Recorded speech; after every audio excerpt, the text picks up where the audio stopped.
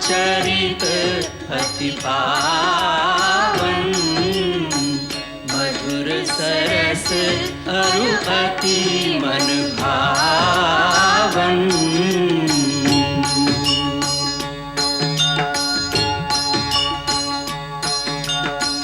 पुनि पुनि कितने हो सुने सुनाए, ये की प्यास बुझत न बुझाए।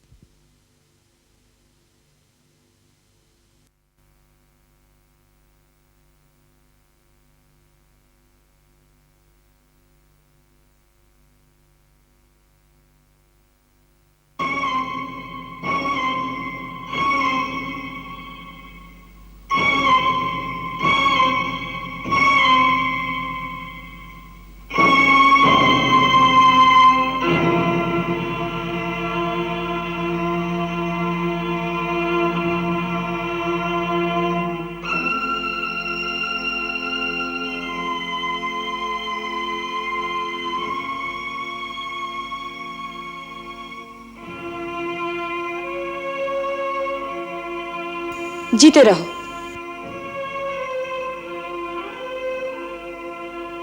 पिताश्री, आपकी आज्ञा से मैं राम आपकी सेवा में उपस्थित हूं। मेरे लिए क्या आदेश है?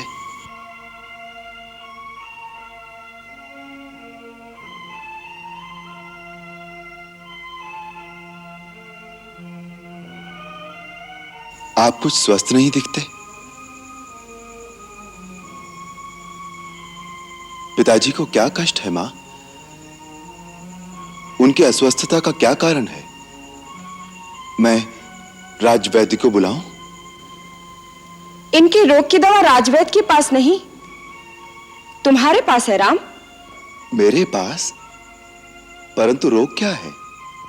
तुम्हारा मोह, तुम्हारा स्नेह, जिसके कारण आज ये सूर्यवंश की कीर्ति को कलंक लगाने के लिए तैयार है। माता, मुझे क्षमा करें। पिताश्री के लिए आपके श्रीमुख से वचन उचित नहीं। मेरे पिता जैसा धीर और वीर पुरुष आज इस धरती पर दूसरा कोई नहीं है। वो गुणों के भंडार और सत्यवादी हैं, जिनकी कीर्ति आज तीनों लोकों में फैली हुई है। वो अपने इस सेवक के मोह में ऐसा कोई कार्य नहीं कर सकते जिससे सूर्यवंश की कीर्ति को धक्का लगे। वही तो कर रहे हैं तुम्हारे धीर और वीर पिताश्री। मुझे विश्वास नहीं। पिताश्री, आप जैसे नरसिंह को इस प्रकार की व्याकुलता शोभा नहीं देती। आप निसंकोच मुझसे अपने हृदय की बात कहिए। यदि पुत्रवत नहीं तो मित्रवत ही कहिए। आप ही ने तो कहा था, राम तुम मेरे मित्र हो, मैं अपने प्राण देकर भी आपका दुख दूर करूंगा।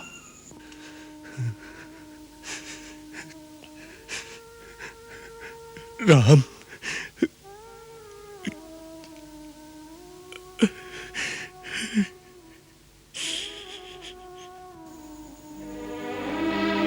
माता, आप ही मुझे महाराज के दुख का असली कारण बताइए, और यह भी बताइए कि उसका निवारण क्या हो सकता है। मैंने कहा ना, यदि तुम चाहो तो इनके रोग का निवारण हो सकता है। माता, आपको यह शंका क्यों है कि मैं पिता की आज्ञा का पालन नहीं करूंगा? बात ही ऐसी है। मां, जिस राम को आपने बचपन से अपनी गोद में पाला है, आप उसी राम पर संदेह कर रही हैं? मैंने अवश्य ही कोई घोर अपराध किया है, जिसके कारण मेरे पिता मुझसे बात नहीं करते। मेरी माता मुझ पर संदेह कर रही हैं। नहीं, ये तो मैं जानती हूं कि तू सत्य वचन से हटने वाला नहीं, परंतु क्या मां? आप केवल संकेत कर दें तो मैं आपके चरणों के लिए अपनी चमड़ी के जूते बनवा दूं। पिता की भांति आपका भी उतना ही अधिकार है मुझ पर। इसलिए यदि वो नहीं कहते तो उनकी ओर से आप ही कहिए। मैं क्या करूं जिससे आपको संतोष हो? तुम कहते हो तो मैं बता देती हूं। तुम्हारे पिताश्री ने मुझे 2 वर दिए थे और कहा था जब जी चाहे मांग लेना। आज मैंने अपने वो दोनों वर मांग लिए। अब यदि वो मेरे वर मानते हैं तो पुत्र का मोह रास्ते में आता है, यदि नहीं मानते तो धर्म और सत्य पर कलंक लगता है। ये बेचारे इसी धर्म संकट में पड़ गए हैं। तुम्हारे संकोचवश तुमसे कह नहीं पा रहे। वो दोनों वर क्या है माता? पहला ये है कि तुम्हारी जगह भरत का राज्याभिषेक हो, और दूसरा ये कि तुम मुनि वेश धारण करके 14 वर्ष तक वन में रहो। बस इतनी सी बात पर इतना विवाद था? यह तो बड़ी प्रसन्नता की बात है मां कि मुझे माता और पिता दोनों के वचनों को पालन करने का ऐसा अवसर मिला जो किसी पुत्र को बड़े भाग्य से मिलता है। भरत को राज्य देने के लिए तो मुझे किसी की आज्ञा की आवश्यकता नहीं। उस जैसे भाई को तो मैं राज्य स्वयं प्रसन्नता से दे दूंगा। रहा वनगमन, तो लगता है मेरे कोई पुण्य जाग उठे जो आपकी आज्ञा से मुझे वहां जाने का अवसर मिल रहा है जहां ऐसे ऐसे महान ऋषियों और मुनियों के दर्शन कर सकूंगा जिनका तेज तीनों लोगों को प्रकाशित कर सकता है। मां, मेरा तो चारों ओर से कल्याण हो गया। पिता की आज्ञा का पालन, मां की इच्छा का अनुकरण, छोटे भाई का राज्याभिषेक और मुनि दर्शन से मेरा कल्याण। मां, केवल इतनी ही बात थी ना, या और भी कोई दुख है पिताश्री को? नहीं पुत्र, तुम्हारी शपथ, भरत की सौगंध, महाराज को और कोई दुख नहीं है। अब तुम ही इन्हें समझाओ ना कि ये अपने वचन का पालन करें, तुम्हें वन जाने की आज्ञा दे, संसार में निंदा और अपयश से बचें।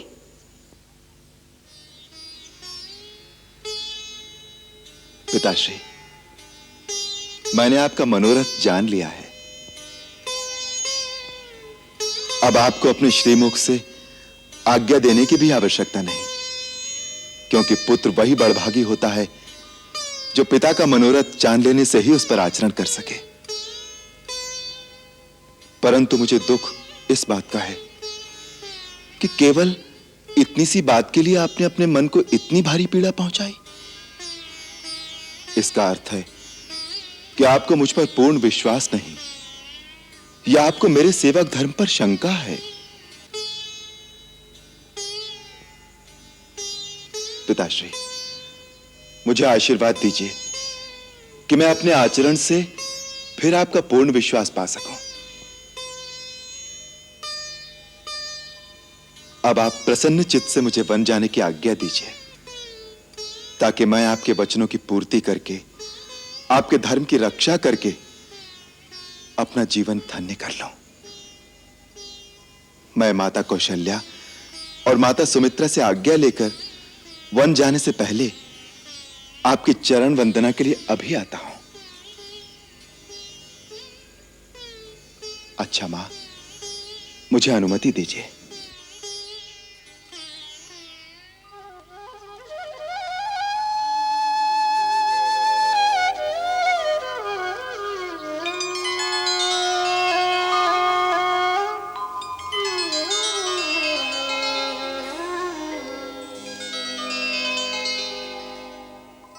नहीं, अब इसकी आवश्यकता नहीं है।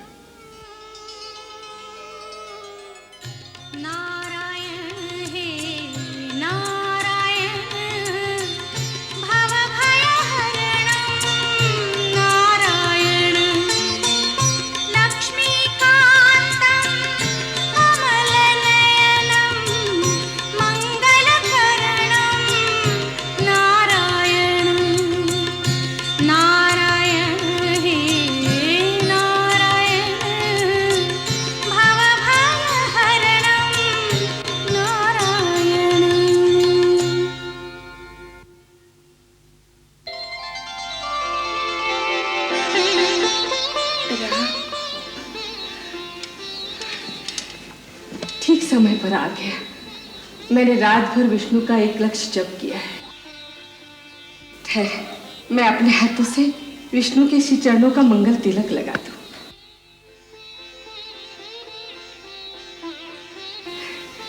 बैठ, आसन ग्रहण कर। मैं भगवान का प्रसाद लाती हूँ।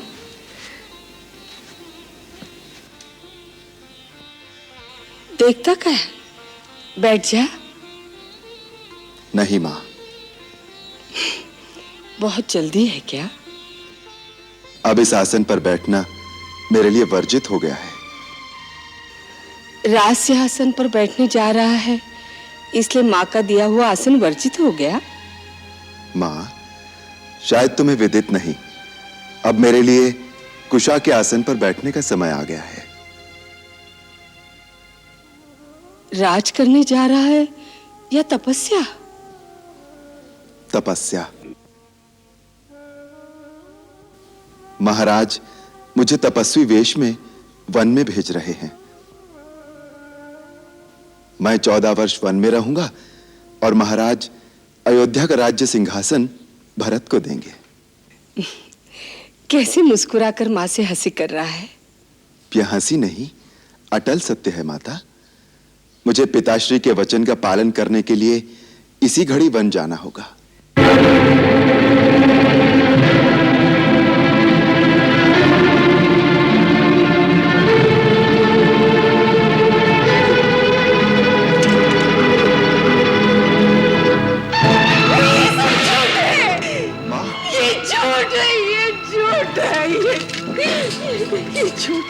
माता, धीरज रखो माता। अयोध्या की महारानी को इस प्रकार धैर्य खोना शोभा नहीं देता। परंतु ये सब क्यों? किसने किया ये सब? राज्याभिषेक के तो स्वयं महाराज उत्कंठित हो गए थे। उन्होंने कुलगुरु महर्षि वशिष्ठ से जल्दी से जल्दी शुभ समय निकलवाने को कहा था। फिर एक ही रात में उनका निश्चय क्यों बदल गया? क्यों? मुझसे अधिक कैकेयी की ममता है तुझ पर। फिर उसने महाराज को क्यों नहीं रोका? क्यों? यह स्वयं महारानी कैकेयी का ही तो आदेश है। कैकेयी का? हाँ माता, पिताश्री ने देवासुर संग्राम में माता कैकेयी को 2 वर दिए थे। अब उन्होंने वो दोनों वर मांग लिए, भरत का राज्याभिषेक और मुझे 14 वर्ष का वनवास। मुझे आज इसी क्षण जाना होगा, इसीलिए मैं आपसे विदा मांगने आया हूं माता। 14 वर्ष के लिए वन जाएगा और उसके लिए ये अकस्मात विदा मांगने आ गया? इतनी अकस्मात तो बिजली भी नहीं गिरती मेरे लाल। और मुझे तो तेरी बात पर विश्वास ही नहीं हो रहा है। ऐसे सहज भाव से कह गया वनवास। वनवास का अर्थ भी जानता है मेरे लाल। तेरे जाने के पश्चात क्या मैं जीवित रह पाऊंगी? नहीं, नहीं, तू कहीं नहीं जाएगा मेरे लाल, तू कहीं नहीं जाएगा। तू कहीं नहीं जाएगा। परंतु पिता की आज्ञा है माँ। माता का भी तो उतना ही अधिकार होता है। माता की आज्ञा के बिना तू कहीं नहीं जा सकता। परंतु माँ की भी तो आज्ञा मिल चुकी है, माता कैकेयी की, उन्होंने ही आज्ञा दी है। कैकेयी का उसमें स्वार्थ है, उसकी आज्ञा का क्या मोल है? मेरे लिए तो कैकेयी भी वैसी ही माता हैं जैसी आप, उतना ही मोल है उनकी बात का मेरे लिए। मैं ये सब कुछ नहीं सुनना चाहती। तू मेरी आज्ञा के बिना कहीं नहीं जाएगा। माँ, मेरी जननी, मेरी मैया, माता होकर माता की आज्ञा की अवहेलना करने का आदेश दे रही हो, अधर्म के पथ पर चलने का पाठ पढ़ा रही हो। रघुकुल की कुलवधु माता कौशल्या सूर्यवंश की परंपरा भूल गई। इसी अयोध्या के राजा सगर की संतान ने पिता की आज्ञा से पृथ्वी पाताल एक करते हुए अपने प्राणों की आहुति दी थी। सत्य धर्म तथा दिए हुए वचन का पालन करने के लिए इसी अयोध्या के अधीश्वर राजा हरिश्चंद्र ने पत्नी तथा पुत्र दोनों को बीच बाजार खड़े करके बेच दिया था। पिता का वचन और माता की आज्ञा का पालन करने का व्रत ले चुका हूं। उससे विमुख करने की बात अपने मुख से कैसे निकाल रही हो माता? अपने पुत्र को पथभ्रष्ट होने का आदेश देकर अपयश की भागी न बनो। हाँ, निभा ले रघुकुल की रीति नीति, धर्म कर्म कर्तव्य का पालन कर। तू अपने धर्म का पालन करेगा, मैं मां के धर्म का पालन करूंगी। मैं भी अपने बछड़े से बिछड़े गैया की तरफ तेरे पीछे पीछे आऊंगी मेरे लाल। मैं भी तेरे साथ चलूंगी। हाँ। नहीं मां, आप मेरे साथ नहीं आएंगे। पहले सुहाग फिर संतान, यही आर्य नारी का महान आदर्श रहा है। स्वामी का परित्याग स्त्री के लिए बड़ी निंदा का कार्य है। आपको ऐसी बात मन में भी नहीं लानी चाहिए। आपके पति ही आपकी गति हैं, आपका धर्म है। मां, राजा हम सब लोगों के स्वामी, गुरु और ईश्वर है। उनकी आज्ञा का पालन करना हमारा धर्म है। मेरे धर्मात्मा पिता को छोड़कर आप मेरे साथ वन में नहीं जा सकती। मैं वनवास पूरा करके फिर आपके चरणों में लौट आऊंगा। मां, 14 वर्ष तो पलक झपकते ही बीत जाएंगे। 14 वर्ष? तेरे बिना 14 वर्ष? ठीक है, जाओ, पिता का वचन पूरा करो, माता की आज्ञा का पालन करो। सबका धर्म, सबके वचन, सबके कर्तव्य पूरे हो जाएंगे। परंतु इसके बीच पीस जाएगी अकेली कौशल्या।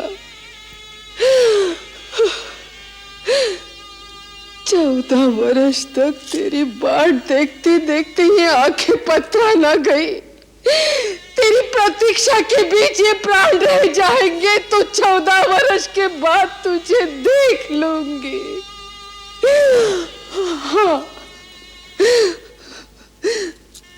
तू तो वन गमन का व्रत लेकर मां से विदा मांगने आया है। ये नहीं जानता विदा के साथ साथ तूने मां के प्राण मांग लिए। मां के प्राण मांग लिए राम।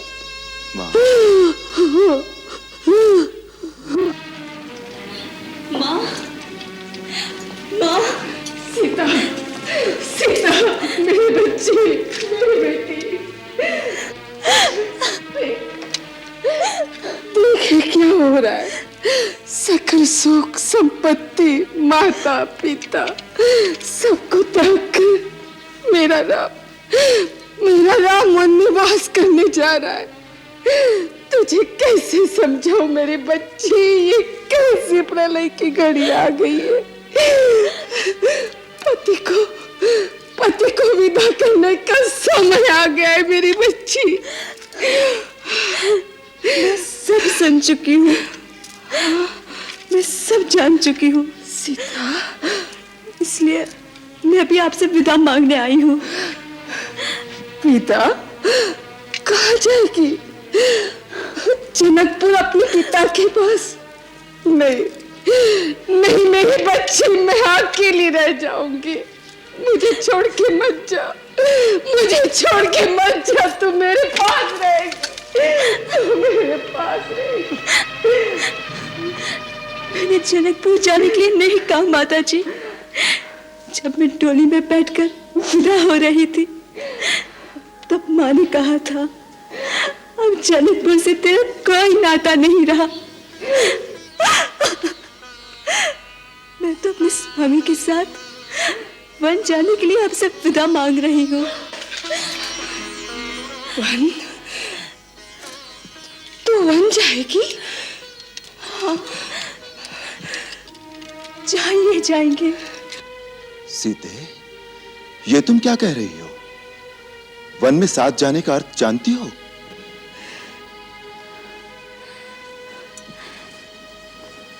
मेरे लिए आपका साथ ही सब कुछ है, फिर अर्थ और अनर्थ जाने की मुझे क्या आवश्यकता? तुम्हें अनुमान नहीं है सीते। मुलायम मखमल के नीचे जो पैर कभी नहीं पड़े, वो दुर्गम वन के कांटे कंकर से भरे रास्ते पर कैसे चल सकेंगे? विषैले नाग, हिंसक वाघ, भयानक राक्षसों से भरे भीषण वन में तुम कैसे रह सकोगी? जैसे सीता के नाथ रहेंगे, मेरे प्रभु साथ होंगे, तो मेरी और आंख उठाने का साहस कौन कर सकता है? उन दुस्सह दुखों को तुमने कभी देखा नहीं है सीते। दुख आपके चरणों की सेवा से दूर रहने से बड़ा और कोई दुख मेरे लिए नहीं है नाथ। जैसे बिना जीव के देह, बिना जल की मछली, इसी प्रकार बिना रघुवीर के ये जानकी एक पल जी नहीं सकती। भावना के आवेग में आगा पीछा नहीं सोच रही। वो जीवन बहुत दुखदाई है, बाद में पछताओगे। दुखदाई तो आपका वियोग है प्रभु। मेरे लिए तो सुख और दुख का अर्थ बस इतना ही है, जहां आप हैं वहां मेरे लिए सुख ही सुख है, और जहां आप नहीं वहां स्वर्ग भी मेरे लिए नरक से अधिक दुखदाई है। नाथ, जीवन भर साथ रखने के लिए वचनबद्ध होकर क्या आपका अकेले वन में जाना अधर्म नहीं कहलाएगा? हे आर्य श्रेष्ठ, अपने धर्म के साथ मुझे भी अपने धर्म का पालन करने दीजिए।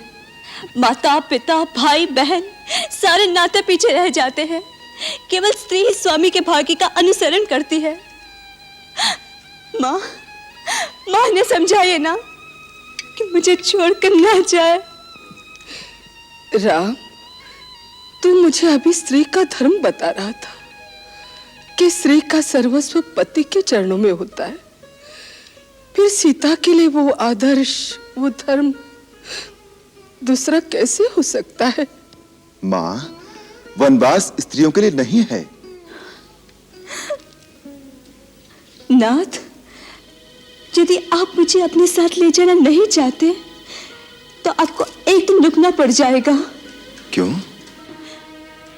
मेरी चिता को अग्नि कौन देगा? सीते,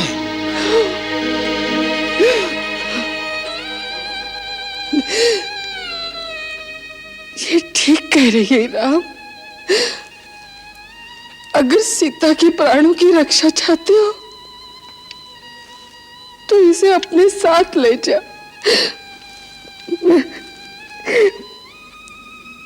मैं अकेले रह जाऊंगी। ठीक है सीते, चलने की तैयारी करो। भैया भैया भैया भैया, जो मैं ये सुन रहा हूं क्या सच है कि कई के कहने पर महाराज ने आपसे राज छीन लिया? लक्ष्मण, माता कैकई को कैकई कहकर कब से पुकारना सीख लिया तुमने? आप बुलाओ उसे माता, मैं उस कुल घटनी को माता नहीं कहूंगा और मैं यह न्याय भी कभी नहीं होने दूंगा। भैया, मेरा यह धनुष केवल शोभा की वस्तु नहीं है, मैं इस धनुष से महाराज की चतुर्गणी सेना का अकेला सामना कर सकता हूं। लक्ष्मण, महाराज ने क्या समझा है? राम बड़ा विनयशील है, वो चुपचाप सब कुछ सहन कर लेगा। उन्हें नहीं मालूम कि राम के नाम पर मर मिटने वाले लोग चुप नहीं रहेंगे, सारी जनता विरोध कर देगी और फिर जनता की भी क्या आवश्यकता है? उनका ये दास लक्ष्मण अकेला ही महाराज और उनकी पूरी सेना के लिए पर्याप्त है और भरत भी आ गया तो उसे भी छठी का दूध याद दिला दूंगा। चुप रहो लक्ष्मण, अनर्गल बातें मत करो। आप बीच में मत पड़ो भैया, अन्याय सेना क्षत्रिय धर्म के विरुद्ध है। शत्रु वार करे और क्षत्रिय उसका उत्तर न दे, ये उसकी वीरता पर धिक्कार है। जो राज सिंहासन प्रजा में घोषणा करके आपको दिया जा चुका है, उस राज सिंहासन पर बैठने का अधिकारी कोई नहीं हो सकता, स्वयं महाराज भी नहीं। भैया, आपका ये लक्ष्मण यदि मर नहीं गया तो उस सिंहासन पर महारानी सीता के साथ आप विराजमान होंगे। महाराज दशरथ और उनके चहेते भरत दोनों आपके दरबार में करबद्ध खड़े होंगे। वाह वाह, कितना सुंदर चित्र है। पिता हाथ बांधे सामने खड़ा है और पुत्र अपनी पत्नी के साथ आसन पर बैठा उन्हें आज्ञा दे रहा है। आकाश से उतरकर देवता भी आएंगे इस दृश्य को देखने के लिए कि अयोध्या में मानव सभ्यता ने कितनी उन्नति कर ली है। परंतु जब पिता ही अपने आचरण से गिर जाए, अपने धर्मात्मा पुत्र को एक स्त्री के सामने। बस करो लक्ष्मण, बस। यदि तुम्हारे इतने ही नीच विचार हैं तो मुझे भैया कहना छोड़ दो और आज के बाद मुझे अपना मुंह न दिखाना। भैया, यह आप क्या कह रहे हैं? मैं आपके बिना कैसे जीवित रहूंगा? भैया, आप मेरे भगवान हैं। आपके साथ कोई अन्याय करे, आपके साथ कोई अत्याचार करने की बात करे, मैं कैसे चुप रहूं? ये तुमसे किसने कह दिया कि मुझ पर कोई अन्याय हो रहा है या मुझ पर कोई अत्याचार हो रहा है? ये बातें जो तुमने कही, अत्याचार तो ये है जो तुम अपने बड़े भाई पर कर रहे हो और अपने पिता पर कर रहे हो। पिता पर? हां, पिताश्री पर। उनकी पीड़ा को समझते हो? जानते हो कि उनकी समस्या क्या है? जानते हो कि उन जैसा धीर वीर पुरुष इस समय किस धर्म संकट में है? जो स्त्री मोह में फंसेगा उसकी यही दशा होगी। उनका संकट स्त्री मोह नहीं है, उनका संकट है धर्म। हां, धर्म। आज एक सत्यवादी राजा का धर्म एक पिता के धर्म से टकरा रहा है।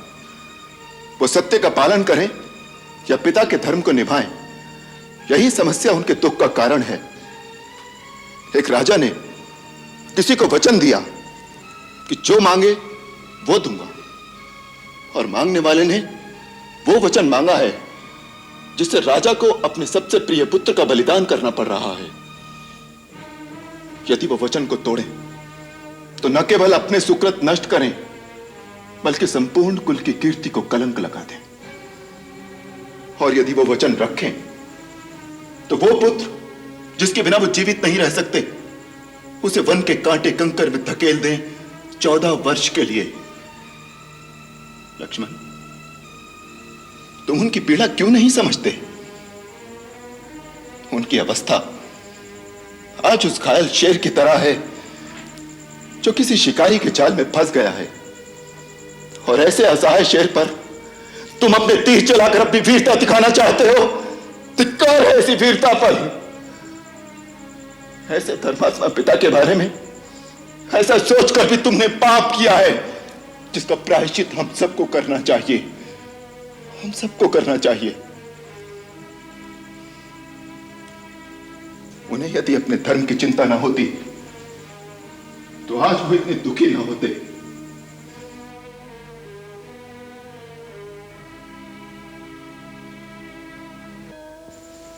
आज जब मैंने उन्हें इतनी निस्सहाय अवस्था में देखा तो मुझे अपने ऊपर ग्लानि हो आई कि मेरे कारण मेरा वीर, महान और धर्मात्मा पिता इतना दुखी है। मैंने अपना कर्तव्य निश्चित करने में एक पल की भी देरी नहीं की, क्योंकि पुत्र होने के नाते मेरा एक ही कर्तव्य है कि मैं वही काम करूं जिसमें उनके सत्य, उनके धर्म, उनकी प्रतिज्ञा की क्षति ना हो, बल्कि उनकी कीर्ति बढ़े, उनका यश मलिन ना हो। लक्ष्मण, हमारे जैसे पिता तो किसी को बड़े भाग्य से मिलते हैं, परंतु यदि किसी का पिता दुराचारी भी हो, चाहे संसार उसे त्याग भी दे, तो भी पुत्र का धर्म है कि वो अपने पिता को भगवान की तरह पूजे, क्योंकि पिता मनुष्य का प्राणदाता होता है। लक्ष्मण, जो पिता की भक्ति नहीं करते, देवता तो क्या, स्वयं भगवान भी उनकी पूजा को स्वीकार नहीं करता। भैया, तो क्या माता कैकेयी के इस अन्याय को हम चुपचाप सह लेंगे? मैं माता कैकेयी को दोषी नहीं मानता। भैया।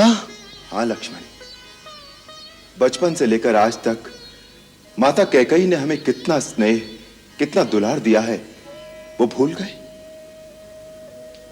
वो तो निश्चल प्रेम की एक ऐसी पवित्र नदी है जिसमें सदा स्नेह की लहरें उठती रहती थी। ऐसे निश्चल पवित्र प्रेम की नदी एक दिन में कैसे सूख गई, ये मेरी समझ में नहीं आ रहा। संसार में बहुत सी अनहोनी बातें ऐसी होती हैं जो मनुष्य की समझ में नहीं आती। अकस्मात एक दिन कोई भूकंप आता है जो मनुष्य के जीवन को उथल पुथल कर देता है। ऐसे समय किसी दूसरे को दोष नहीं देना चाहिए, उसे दैववश मानकर, अपना प्रारब्ध मानकर स्वीकार कर लेना चाहिए। आज जो हो रहा है वो होनी करा रही है। जो विधना है जिसने माता कैकेयी जैसी स्नेहमयी और पुण्यशीला स्त्री को ऐसी बुद्धि दे दी है। यदि ये होनी है तो मैं होनी से भी नहीं हारना चाहता। वीरों के पुरुषार्थ की परीक्षा ऐसे ही आपत्ति काल में होती है। आपत्ति काल में केवल वीरता की ही परीक्षा नहीं होती, मनुष्य के धर्म की भी परीक्षा होती है। लक्ष्मण, वीरता केवल शस्त्र उठाने को ही नहीं कहते। कभी कभी शस्त्र न उठाना परमवीरता की निशानी हो सकता है। रख दो ये धनुष और इसे मेरे जाने के पश्चात राजा भरत की सेवा में धारण करना। आपके जाने के पश्चात? इसका क्या अर्थ है? यदि आप बन जाएंगे तो मुझे भी जाना होगा। नहीं लक्ष्मण, नहीं। वनवास मुझे हुआ है, तुम्हें नहीं। मुझे? अर्थात भैया, लक्ष्मण को आप कब से अपने से अलग समझने लगे? आप ही ने कहा था जहां राम है वहां लक्ष्मण। आप ही ने कहा था लक्ष्मण मेरी दूसरी अंतरात्मा है, जो भोग राम भोगेगा वो लक्ष्मण भी भोगेगा। लक्ष्मण, भरत शत्रुघ्न भी यहां नहीं है।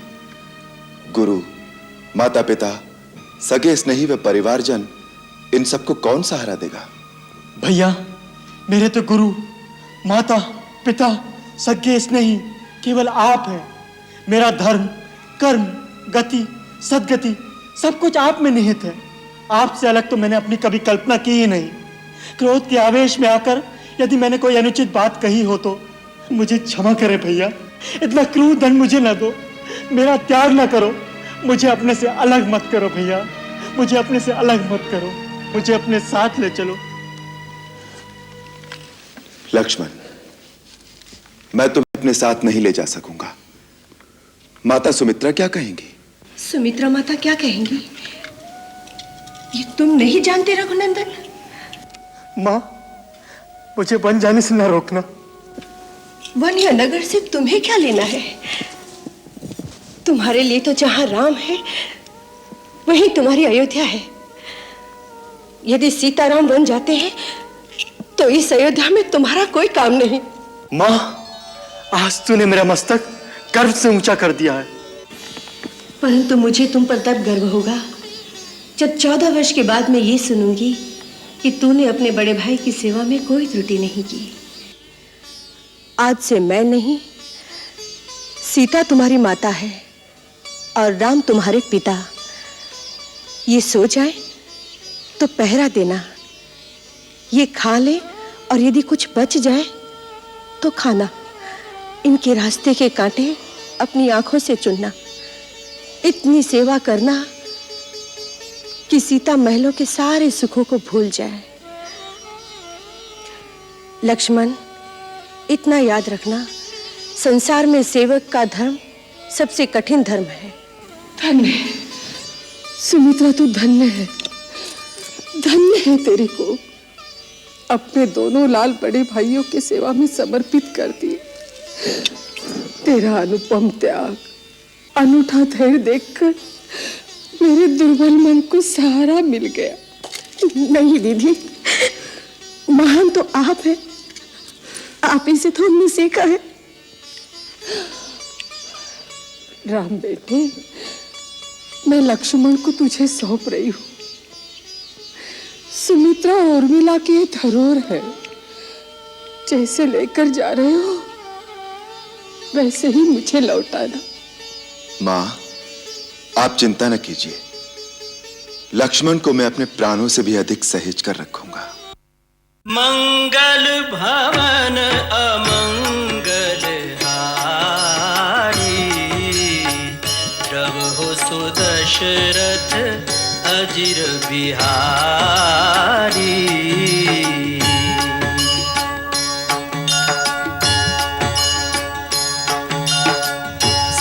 सीताराम चरित अति पावन, मधुर सरस अरु अति मन भावन।